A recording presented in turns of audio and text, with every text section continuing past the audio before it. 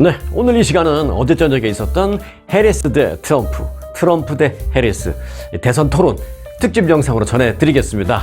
자, 이 카멜라 해리스 부통령과 도널드 트럼프 전 대통령 어제 저녁에 열린 대선 후보 TV 토론에서 여러 가지 이슈를 놓고 이제 아주 강하게 대립을 했습니다.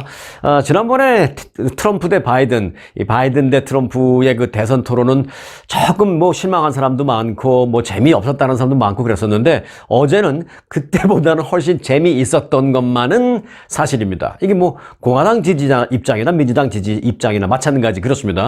자, 해리스 부통령은 정치평론가들의 예상대로 트럼프 전 대통령이 평정심을 좀 잃게 하려고 하는 그런 의도로 그의 신경을 좀 건드릴 만한 그런 공격을 여러 차례 했습니다. 이 중차대한 사안을 놓고 다시 말해서 미국의 대통령이 되겠다라고 하는 이 두 사람이 이 디베이트를 벌이는 이 정말 미국의 운명이 걸려있는 어떤 이 중차대한 사안을 놓고 뭐 이 짧은 시간에 뭐 쉽게 누가 이겼습니다라고 판단하는 건 저는 어불성설이라고 생각합니다. 하지만 전체적으로 놓고 보면 몇 가지는 좀 생각해 볼 만한 일이 있다고 생각합니다. 크게 보면 한 두세 가지 정도 우리가 좀 생각해 볼 만한 거 있는데요. 간단하게 정리하면 이렇습니다. 우선 첫 번째, 트럼프가 공격, 해리스가 방어 할 것 같은 그런 스타일로 우리가 생각이 됐었잖아요. 기존의 그들의 스타일을 봤을 때. 그런데 사실 어제는 반대였습니다. 해리스가 공격, 그리고 트럼프가 방어. 그렇게 볼 수가 있겠습니다. 하지만 그렇다고 해서 이제 공격이 뭐 예를 들어서 제가 뭐 권투로 좀 비교를 해 드려 볼까요?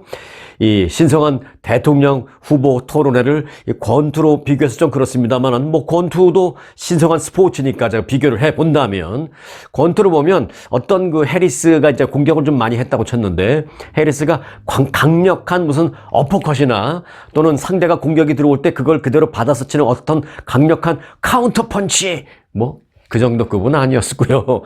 그저 제가 생각할 땐 이 정도입니다. 잽을 좀 여러 번 날리는 그런 정도로는 볼 수가 있겠다. 이렇게 생각해 볼 수 있겠습니다. 그리고 좀 더 심하게 본다면 저는 그렇게 봤습니다. 마치 약속 대련 같은 그런 느낌도 좀 일정 부분 들었습니다. 약속 대련. 왜 그저 태권도 대련할 때 진짜 시합이면은 뭐 제대로 합니다만은 진짜 시합이 아니고 뭐 시범으로 데몬스트레이션으로 이제 보여주는 그런 대련이 있잖아요.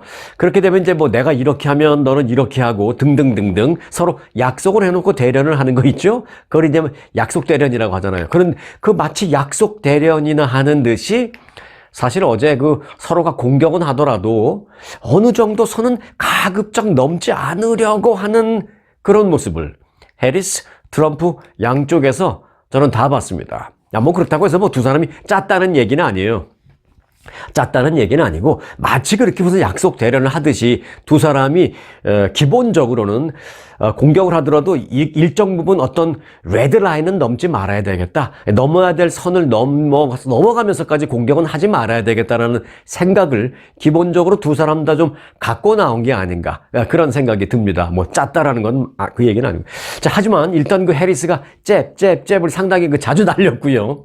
토론이 중반으로 가면서는 트럼프가 그 잽이라는 게 그렇잖아요. 처음에 뭐 한두 번 맞을 때는 별도 뭐 맞았는지 안 맞았는지 뭐 신경도 안 쓰는데 이것도 뭐 잽도 자꾸 맞으면 그 예를 들어 권투 시합 보면 그 잽 너무 많이 맞아서 쓰러지는 선수도 있어요. 그래서 어제는 트럼프가 초반에 그 잽을 좀 몇 번 맞았을 때는 뭐 개의치 않는 것 같더니 어느 정도 잽을 여러 번 이렇게 서너 번이 맞다 보니까 중반 가서는 조금 좀 흔들리는 듯한 그런 모습도 보이기도 했습니다. 많이는 아니었고요.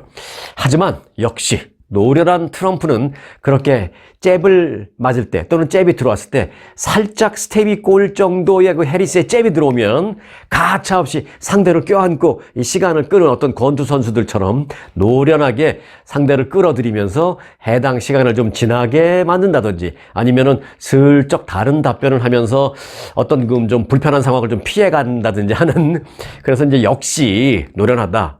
노련할 수밖에 없죠. 트럼프 전 대통령은 어제 대선 토론회가 무려 7번째 하는 토론회였습니다. 대통령 선거 후보 토론회로서 트럼프 입장에서는 7번째였습니다. 해리스는 첫 번째였고요. 그래서 해리스는 그 전날부터 그 현장 인근의 숙소에 잡아놓고 열심히 연습하고 그랬는데 트럼프는 현장에 그 행사 시작 2시간 전에 나타났습니다. 여유롭죠. 뭐 어떤 게 옳다 그르다의 얘기는 아닙니다. 팩트가 그렇다는 얘기입니다. 자, 역시 그 대선 토론 7번째 하는 사람답게 트럼프는 노련미를 잘 많이 보여줬습니다. 자, 첫 번째는 그렇고요. 둘째, 하지만 그 노련미가 나라를 이끌어가는 데 있어서 노련한 지도자로 느껴질 수도 물론 있겠습니다만은 또 한편으로는 좀 피로감을 줄 수도 있겠다라는 생각도 사실은 들게 만들었습니다. 왜냐하면 어떤 공격이 들어간다는 건 뭐예요? 공격이 들어오면 그 공격을 막아내면서 또 반대로 좀 카운터 공격도 해야 되죠. 그리고 공격이 들어오면 그 말은 잘못된 거다, 그게 아니라 이거다라고 논리적으로 반박을 해야 되는데 계속 노련하게 빠져나가기만 한다면 유권자로서는 또 시청자로서는 좀 피로감이 들 수도 있겠다는 생각이 들었습니다. 매번 저렇게 잘 빠져나가기만 하면 본질은 언제 얘기하나? 본질은 자꾸 피해가네? 뭐 이런 생각을 하게 될 수가 있으니까. 그래서 이제 트럼프 전 대통령을 바라보면서 그가 다음 대권을 잡으면 어떤 정책을 정확하게 해 나갈 것이지라는 어떤 그런 좀 클리어한 투명한, 명쾌한 그런 메시지를 기대했던 사람들에게는 조금 뭐 아쉽게 느껴질 수도 있겠다 하는 생각도 있었습니다. 물론 트럼프 전 대통령 입장에서는 내가 왜 클리어하게 지금 또 얘기해야 돼? 내가 지금 뭐 한두 번에 이런 거 내가 그리고 공약이나 선거 유세할 때 맨날 얘기하는데 아이고 우리 지지자들은 다 알아 이미, 니들만 모르지, 뭐 이런 입장일 수도 있습니다. 자, 그런데 좀 아쉬운 부분도 좀 있었습니다. 트럼프 전 대통령을 바라보는 입장에서는 그 대표적인 게 제 입장에서는 오바마 케어 관련된 얘기할 때였습니다. 사회자의 질문에 그 답변을 하는 과정에서 트럼프 전 대통령은 오바마 케어는 정말 나쁜 것이다, 즉각 폐지돼야 한다라고 말했습니다. 뭐 늘 듣던 말이죠. 그러자 사회자가 즉시 묻습니다. 그럼 그 오바마 케어 말고 그보다 더 좋은 다른 좋은 대안이 있습니까? 라고 바로 물어봤습니다. 저는 사실 그 순간 좀 놀랐습니다. 노련한 트럼프가 그런 대답을 할 줄은 몰랐습니다. 트럼프 전 대통령은 그 질문을 받자 이렇게 답했습니다. 지금 당장 오바마 케어보다 더 좋은 대안이 있는 건 아니지만 우리는 앞으로 더 연구할 것이다 라고 답했습니다.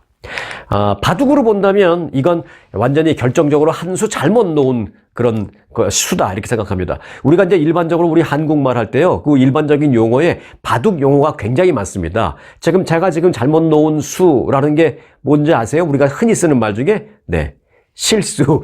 너 실수했어. 나 실수했어. 이게 결국 바둑 용어예요. 바둑 용어. 뭐 제가 실수라고 표현하기보다는 그런데 좀 풀어서 쓰는 이유도 있습니다. 좀 실감나게 만들어드리려고.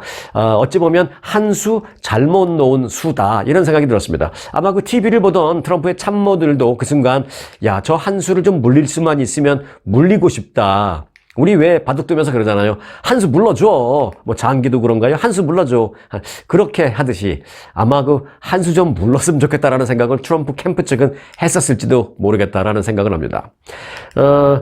아직 좋은 대안이 있습니까? 라는 질문이 나왔을 때 아직 뭐 좋은 대안이 있는 건 아니지만 그 연구를 더 할 겁니다. 이 대답은 사실 대선 후보로서는 마치 준비가 안 돼 있는 듯한 트럼프 전 대통령이 준비가 잘 되어 있는 그런 대통령 후보인 줄 알았더니 왜 저렇게 말하지라는 좀 안타까움이 있었습니다. 그런데 또 사실 답변 시간이 2분, 거기에 대한 반박은 1분 이렇습니다. 그래서 이제 사실 트럼프 전 대통령 입장에서는 그렇게 너무 그 순간만큼 저는 트럼프 전 대통령이 좀 순진하다라고 생각이 들었어요. 나이가 좀 드셔서 그런가? 왜 이렇게 순진하게 대답하지? 이런 생각이 들었습니다. 사실 그 답변 시간이 길어야 2분이니까 만약에 그 대안이 실제로 없다 하더라도, 우리들끼리 얘기니까 없다 하더라도 이 길어야 2분 답변 시간이니까 당연히 있습니다. 우리 캠프에 똑똑한 사람이 얼마나 많은 줄 아십니까? 오바마 케어를 폐지하면 즉시 그보다 훨씬 좋은 의료 제도를 국민들에게 제공할 수 있습니다. 라고 큰 소리를 빵빵, 소위 말하면 좀 큰 소리로 오버해서 호풍을 쳐도 그걸 그럼 구체적으로 말해보시라 이렇게 할 사실 시간이 없습니다. 그럴 만한 시간이 어차피 없으니까 그렇게 큰 소리를 쳤어도 됐을 터인데 트럼프 전 대통령 답지 않게 그 순간은 좀 왠지 가만히 이렇게 무표정하게 있다가 갑자기 그런 질문이 들어오니까 좀 순진한 대답을 그렇게 하셨다는 그 순간도 설명을 드립니다. 자, 서론은 그만두고 팩트를 지금부터 전해드리겠습니다. 우선 불법 이민 문제, 가장 우리들한테는 중요하죠. 뭐 우리는 사실 불법 이민과는 관련 없을 수도 있지만 계속 이민 문제 하면서 자꾸 이민자인 우리를 쳐다보는 것 같아서 싫습니다. 여하튼 불법 이민 문제. 이 문제는 트럼프가 해리스를 공격하기 위해서 단단히 벼르고 나선 그런 이슈였습니다.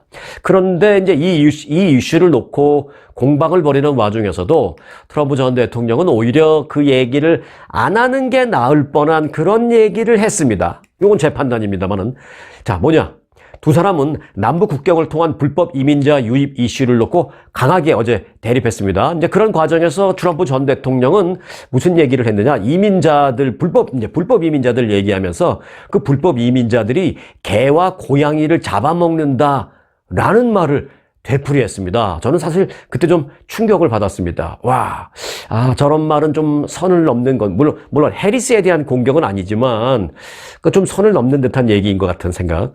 일단 그 전에 오간 내용을 좀 살펴드리면, 트럼프 전 대통령은 해리스 부통령이 국경 통제 임무를 해리스가 담당을 하고 전권을 갖고 맡았음에도 불구하고 불법 국경 통과가 최고치를 기록하게 만드는 정말 최악의 부통령이다라고 공격을 했습니다. 뭐 늘 하던 얘기긴 하죠.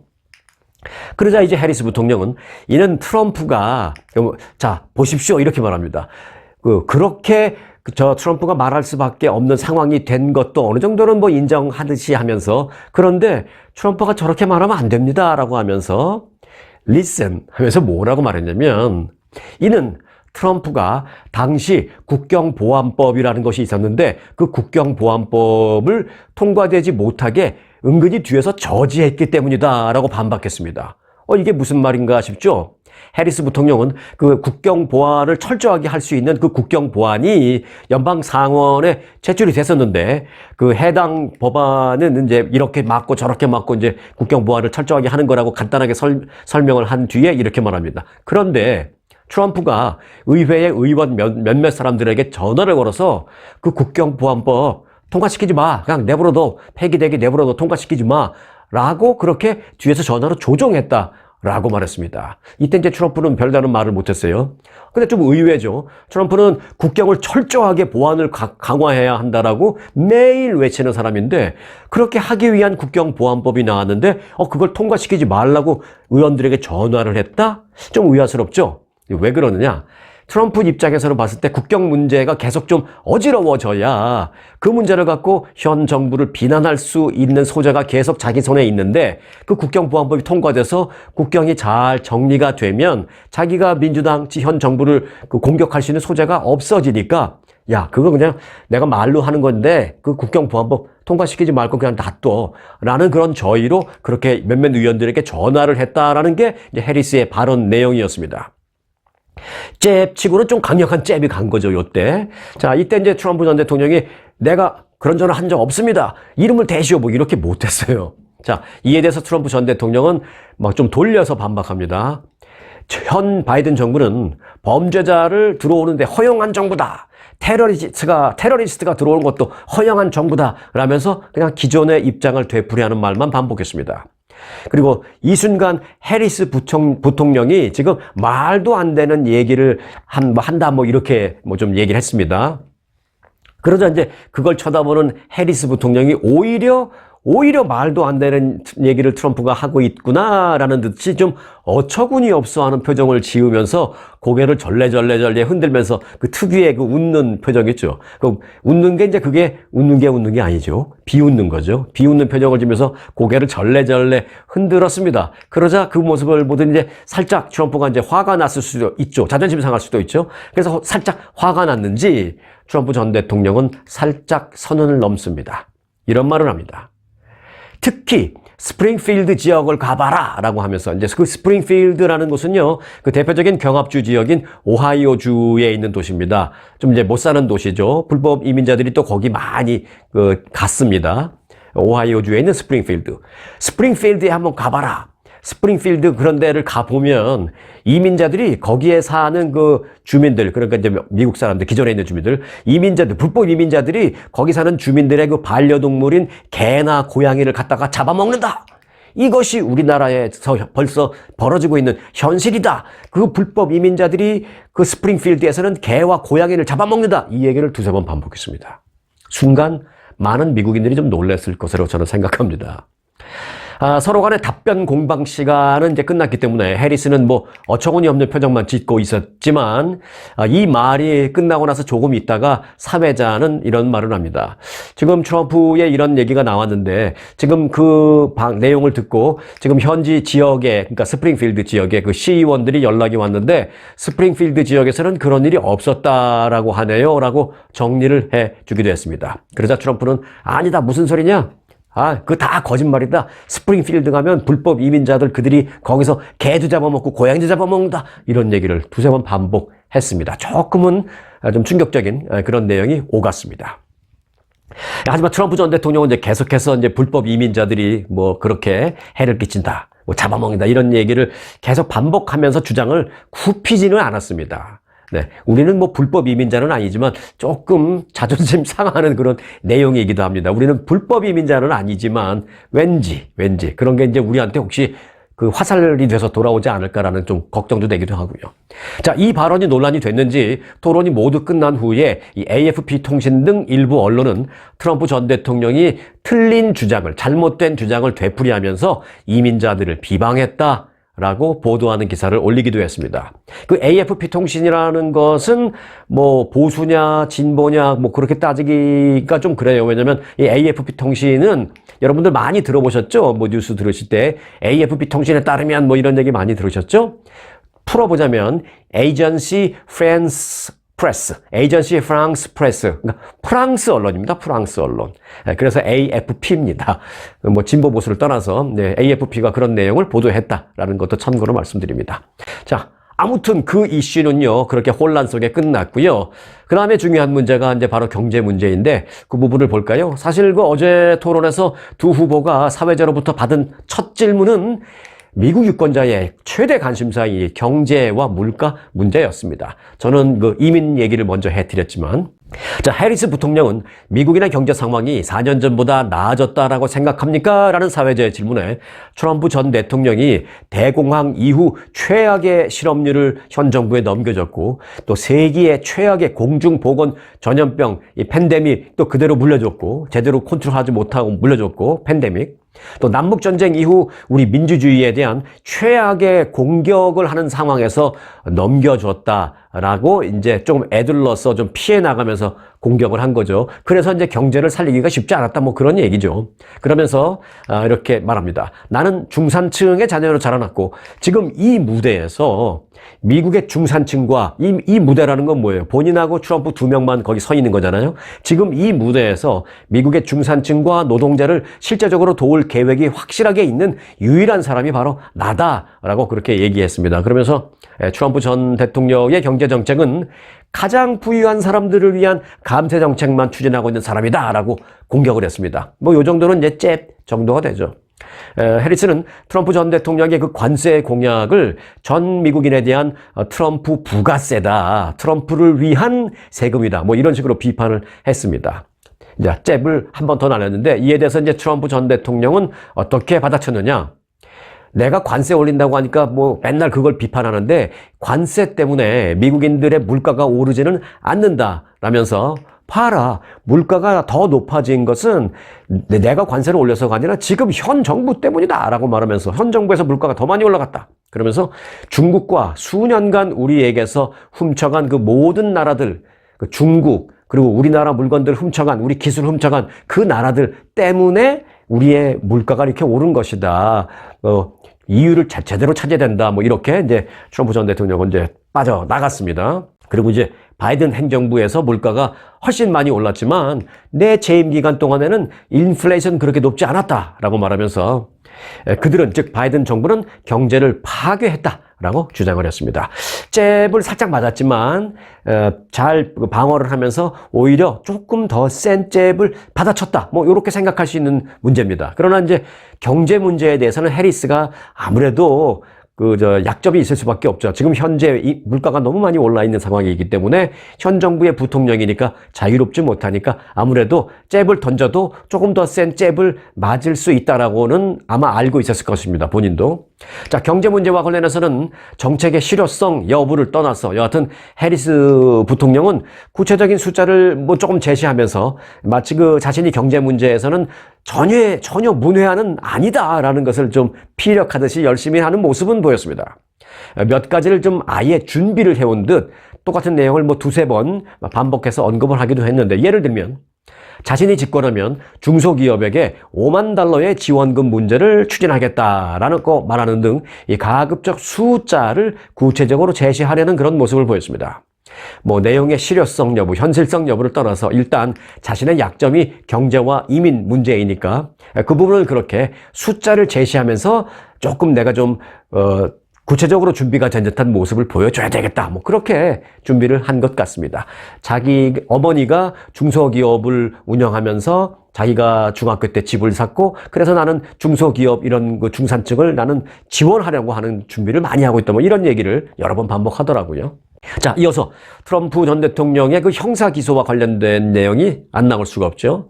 해리스 부통령은 트럼프 전 대통령에 이렇게 말했습니다. 국가안보 범죄와 경제범죄 그리고 선거 개입으로 기소된 누군가, 그 누군가가 뭐예요? 바로 옆에 있는 트럼프를 말하죠.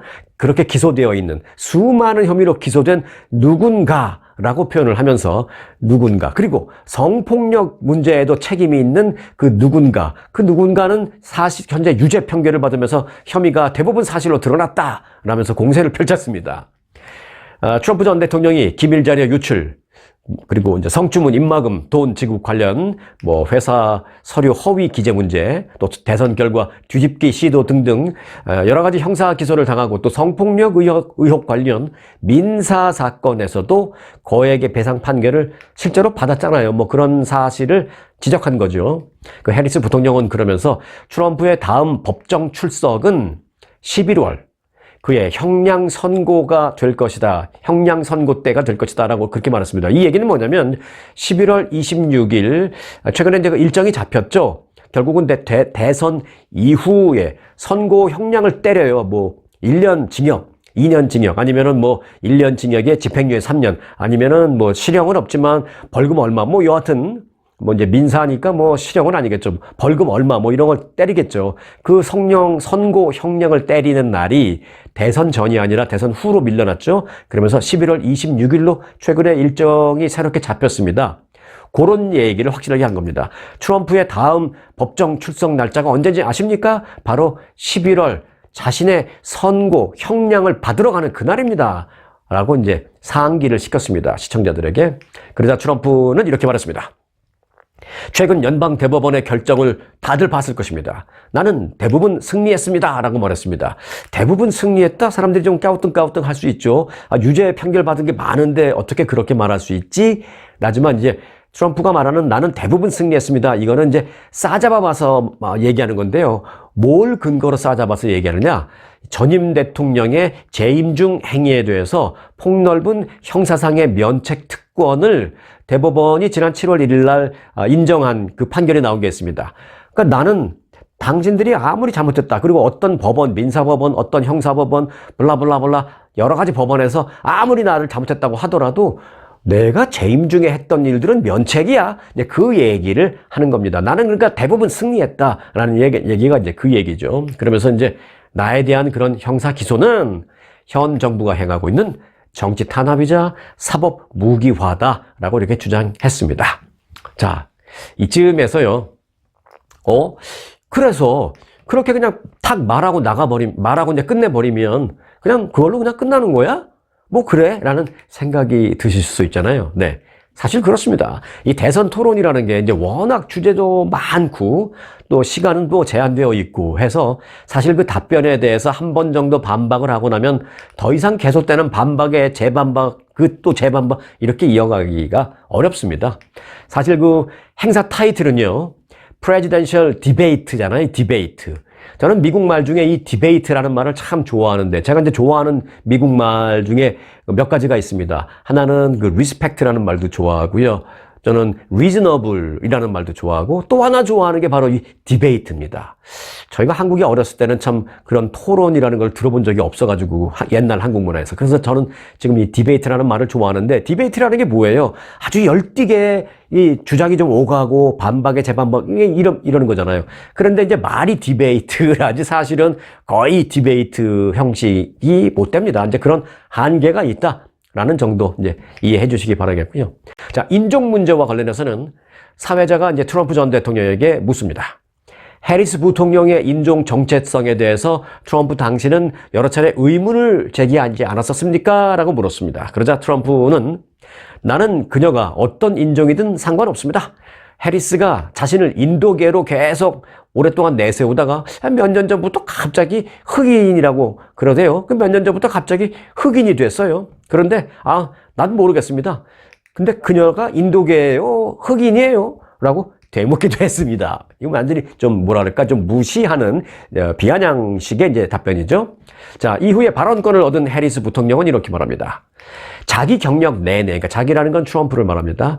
트럼프는 자기 경력 내내 인종을 이용해서 미국인들을 분열시키려고 했던 사람이고, 또 대통령이 그런 방식으로 되고 싶어 한다는 게 참 나로서는 비극이다라고 말하면서, 하지만 우리는 서로를 분리하는 것보다 서로의 공통점이 훨씬 많다는 것을 알고 있고, 특히 인종으로 우리를 분열시키려고 시도하는 그런 방식을 대부분의 미국인들은 아마 원치 않을 것입니다 라면서, 우리는 미국인들이 서로 손가락질하게 만들려고 계속 시도하는 그런 리더를 원하지 않습니다 라고 아주 돌려서 살짝 돌아가서 잽을 날렸습니다.